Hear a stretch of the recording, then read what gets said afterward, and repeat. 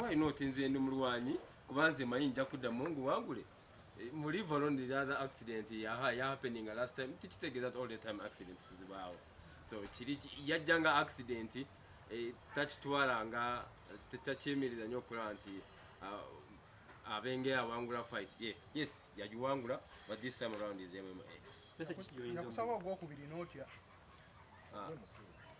ajje mu keegi kati ajje mu keegi kickboxing twagireze twagala kuteekamu ebirungo ebingi yayagala ekigo kijja kubeera muli oza okuluma kwe kutaliimu ate ekigo kyayagala mulimu ekiri so ajje bw'aba asobola neetakyasobola kubaka kibomu obusembayo ng'alaba emidaali egyo giri mu maaso ge bwempaani golola mwinvitinga ajje alabe nga bensumika bwe basumika ekintu kino ajja ayongere oku experiencinga ekigo kye kyatera okukozesa but this time around amanye nga bwe bakikola bulungi so mwinvitinga ngenda kumwa ne invitation card ngeri documented bulungi nga mwinvitinga ajje kufight eno alabe bulungi mwena VIP Mukulu Tugeme tusanso okulabako ku TV ez'enjawulo twaga otunnyonnyola olunaku lwa leero tuli wano ensonga ekuyisizza ab'amawulire bano bonna ndi musanyufu okubeera wano mmwe n'okwogerako nammwe mwebale kumpa akaaganya kano n'okumpuliriza bajje ndi mu side ya sports amanya ndi Titus Tugeme nga champion mu kickboxing but this time around it is MMA style. It's a mixed martial arts. Kickboxing is under mixed martial arts, so it's a different game, but it's a different game but unique. Dangerous but unique. In fighting, it is dangerous.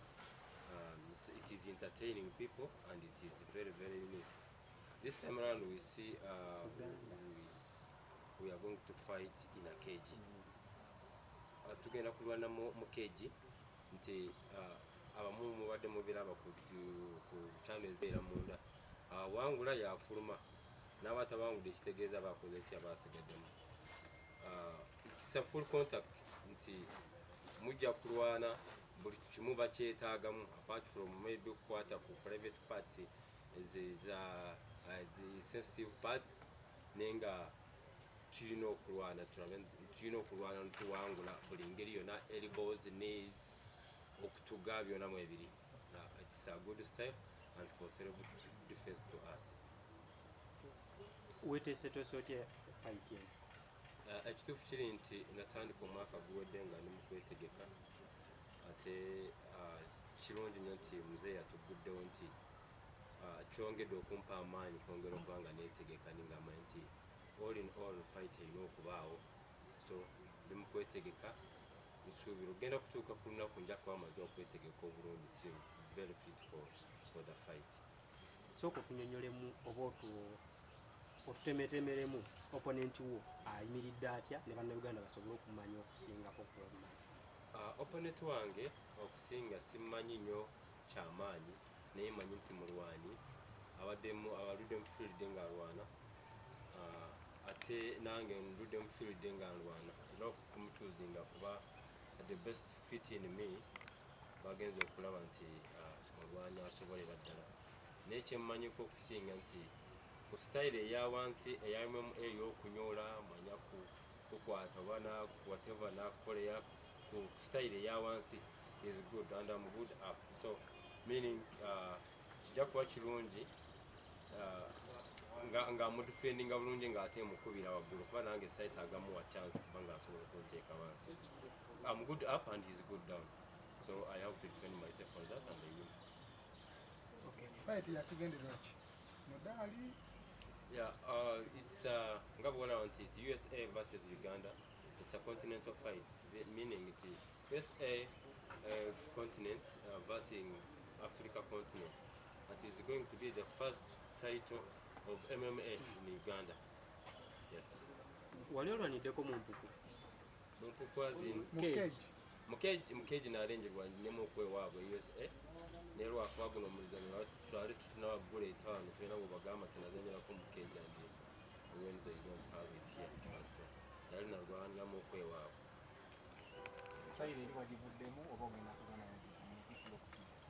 Bwe bagamba MMA etwala styles zonna naye kati wano bamanye erinnya erya kickboxing naye nga all styles combined in MMA, meaning osobola okukickinga the way we've been kicking in kickboxing n'okuba ne punches, yet byonna ebigenderamu kwegamba kino kyeyongeramuuko ddala kuva like ku 20% to 100%.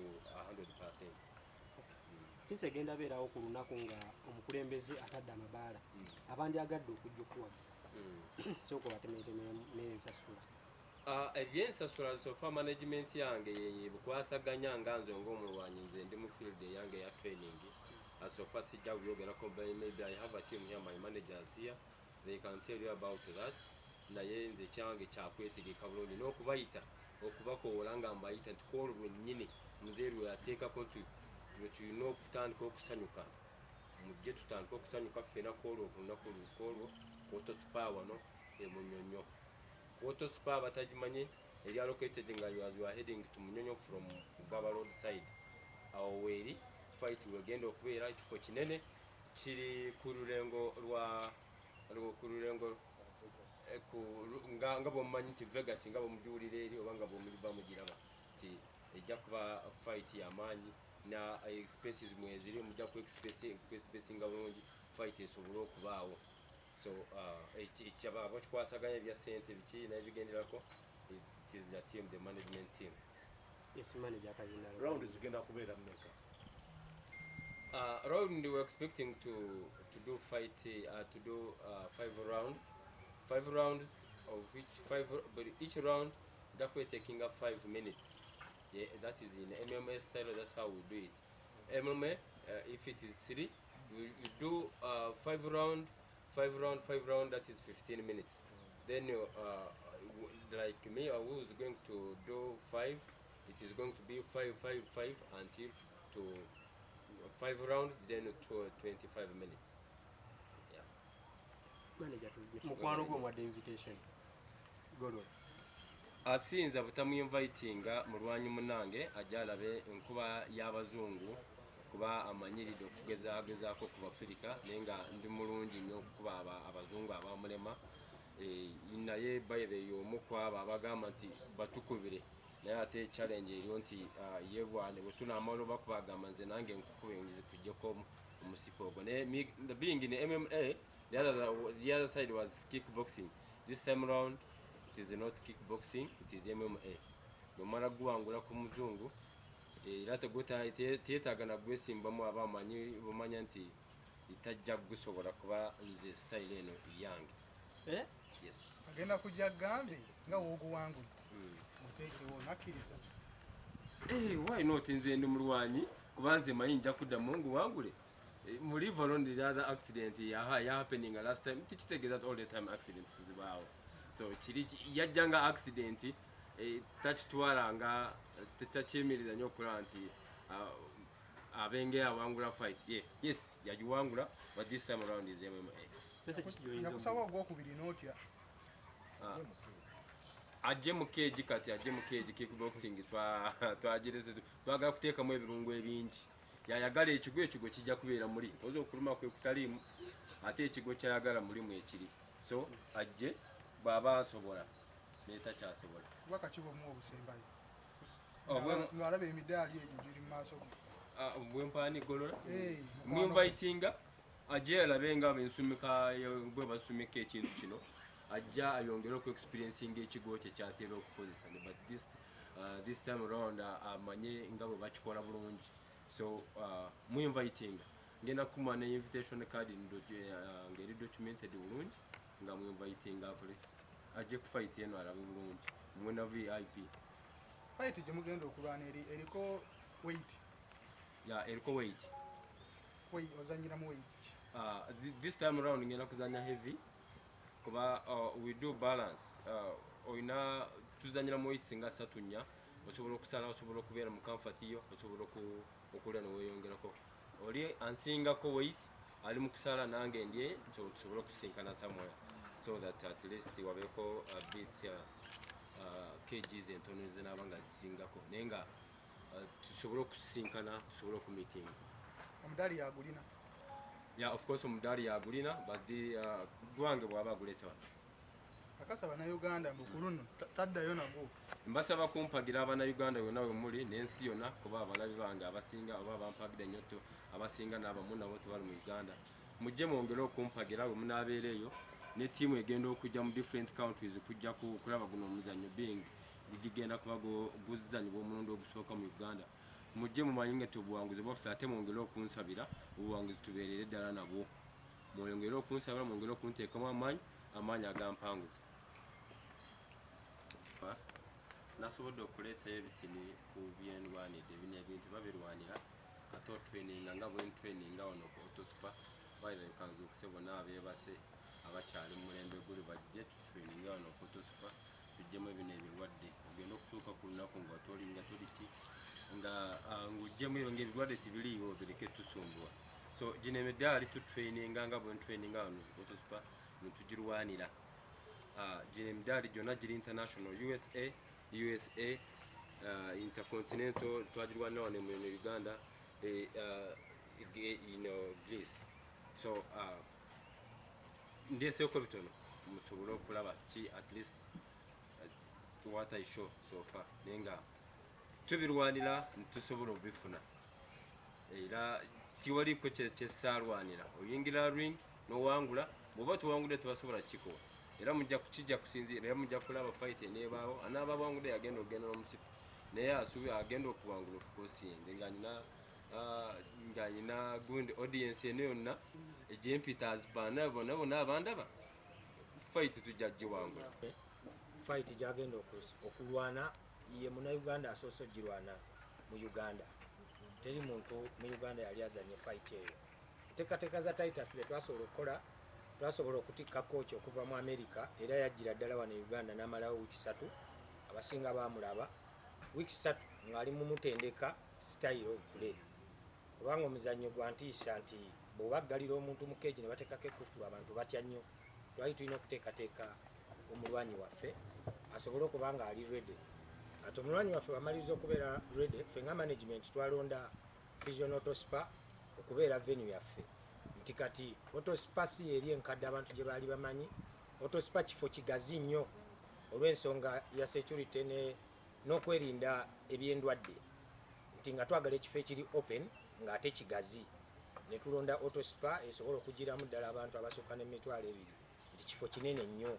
So twalonda Autospa tujja kubeera n'emmeeza tujja kuba tubabuulira ssente mu time egenda okuddako okuba fight ya nnaku z'omwezi 25 omwezi gwa January ng'enkya egenda kubeera public holiday kitegeeza nti obeera n'obudde obutekinga all night long ng'olaba fight ng'enkya omanyi nti it's a public holiday. Twalonda ekifo kino era tujja kuba tubabuulira ssente ez'okuyingira ssente mmeka ez'emmeeza ebyo tubadde tukyabyesigalizza tusobole okukola okusalawo okutuufu ku ssente kubanga abantu babadde mu lockdown tetwagala tuseere nnyo bantu balemesa naye tujja babulira price y'emmeeza tubabulire ne price ya individual ng'omuntu akola ki ayingira. Security ejja kuba nnungi tetwagala abantu beeraliikirire kubanga ekintu bwe kiba nga kya UPDF be bakirimu kitegeeza security ejja kuba nnungi. Mr. Muganga kano kagenda wuwo gwali mu bya security omuntu mukakasa ave waka nga tasuubira kuddayo na biwundu bya bomu. Thank you very much. Major Muganga is my name. I'm managing Tugeme in military side. For the purposes of security egenda kubeera waguruguru kulw'ensonga ffe bananyiri security we have to provide security to all Ugandans who will be present on that function. So tubakoola mwenna ku lunaku olwa Tugeme Titus fighting an American guy ajja kujja wano. Titus si mulundi gwo gusooka okulwana mixed martial arts azirwanyeeko mu nsi ez'ebweru naye mu Uganda ebadde tenakola ki tenatuukamu.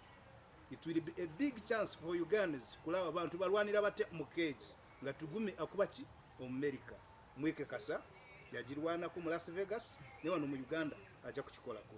So kusasa security kiri guruguru buli omu ajje security kweri. Thank you very much. era nsonga kyekiri ekuyisiza abamawulire bano bonna. Ndi musanyufu nnyo olwaleero okubakyazaako wano. Amannya gange nze Sendege ya Pasco, nkola nga F&B manager mu Autospa. Ensonga gye tubayitidde esinga kubalaga enteekateeka zaffe ez'okuggulawo ng'omukulembeze bwe yagambye awo butya bwe twetegese na biki bye tulinawo right now. Bannaffe abatulaba tusanyuse nnyo okutuwuliriza n'okutulaba.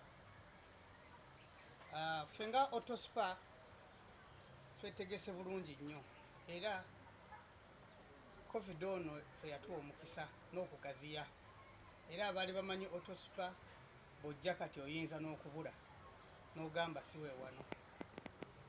Twetegese bulungi nnyo ku mulyango, sanitizer weeri, obuuma obudetector, okukebera temperature z'abantu, okumanya twetegese bulungi n'ekifo kyennyini twakigaziyiza nti social distance tusobola gikuuma bulungi bwe tuba tuli wano ewaffe ku Autospa. Tuyina gardens nene, tuyina VIP lounge waggulu awo nga bwolaba, tuyina ebisaawo k'omupiira, tuyina volleyball pitch, play center, nti ekifo kigazi, nti bwe batugamba nti buli mmeeza ebeere mu meters 3 oba 4, era tusobola kusigala nga tukola ki, nga tutambuza buli kimu obutuufu bwakyo. Ne mu maaso awo twongedde okugazibwamukko mu covid muno, nze wengambira nti ffe nga ffe wadde yatukosa naye kyatuwadde omwagaanya okulaba nga tweyongerako, okuteekayo rooms endala cottages era ziri mu kuggwaawo, era buli muntu yenna ayagala okukiringawo with the big boys, kano ke kafo kennyini Autospa olina okukiringira wano. Era oba oyagala kufuna essanyu, wano batuyita supermarket of entertainment. Teri ssanyu ojja olisanga nga tolisanze wano ku Autospa. Amazzi agatumbeera mu bbanga, caves weeziri wano oba kye tuyita empuku weeziri, buli kimu wano wekisangibwa. So nkubiriza abantu bonna nga 25 ng'omukulembeze bwe yatugambye, ffe twetegese nnyo nnyo bulungi nnyo. Ekifo kyonna tulina akafo ke twakoze nga kaba VIP, wekali awo omujja okuliira sente zammwe mu ba VIP. So okusinziira nga bwe neetegeseemu, mwabanumba esibe 2 era abakyakaze sisuubira wano ewange n'abaagala okunyumirwa obulamu okuvaawo. Ku 25th yennyini eyo gavumenti kwe yawambira, ffe twategeseewo okuyingira okuggulawo amabaala mu style, era tulinawo fight wano eya Tugeme nga azannya n'Omumerika, era ku olwo amakubo gonna gagenda kwolekera ku Autospa, era tusuubira ebyokwerinda ate wano kubanga Tugeme ali mu Air Force n'abakungu abamu okuva mu Air Force bagenda kubeerawo wano nga tuzannya. Era mbadde nsaba mu maaso awo ne Tugeme ajja kubaawo abeeko kyatangaaza yakazanya fight mmeka okulaba nti ono gwe tugenda okwaŋŋanga tunaamusobola oba tukyali muki mu mizannyo. Naye kisuubira nti wano tuli mu mizannyo. Byebintu bye tutegese nga twaniriza gavumenti olunaku lwe yajja, nga twaniriza okutuggulawo ng'ab'amabaala. Era mbadde nsaba buli muntu yenna Autospa obujja muzanyi wa mupiira tetukusasuza kasaawe, abazanya volleyball tetubasasuza kasaawe. Ebintu byonna ebisinga tugenda biwa abantu baffe okubaddiza, okubalaga biki bye tulinawo wano ku Autospa kwolwo olunaku. Ate abo abagenda mu fight bo bajja kusasulayo akasente, oyo Tugeme yabimanyi era yabinsinza.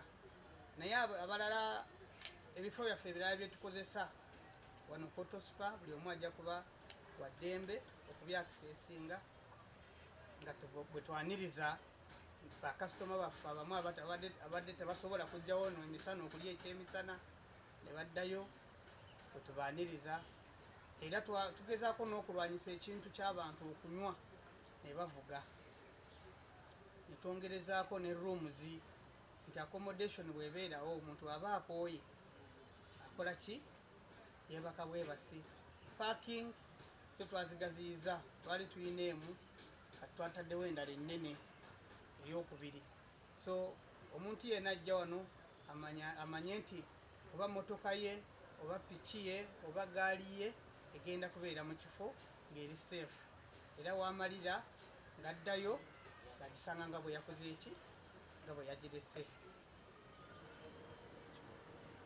Omukulembeze w'eggwanga akomawo ng'ennaku ezo gye zinatuuka n'akyusa oba n'agamba nti nedda tongeddeyo okuddamu okuggulawo oba amabaala oba biki.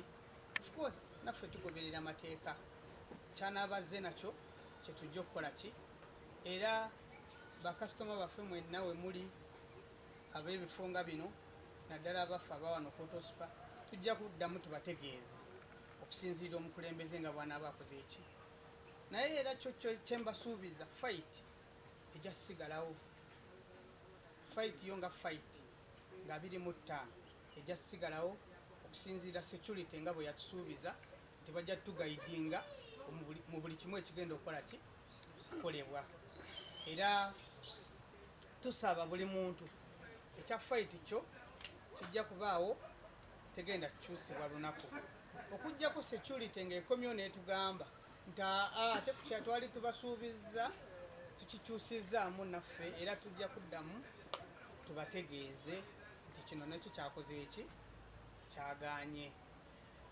so n'olwekyo abantu baffe mwenna tusigale n'essuubi naye kyensinga obbakubiriza abatanaba kwegemesa tugende twegemese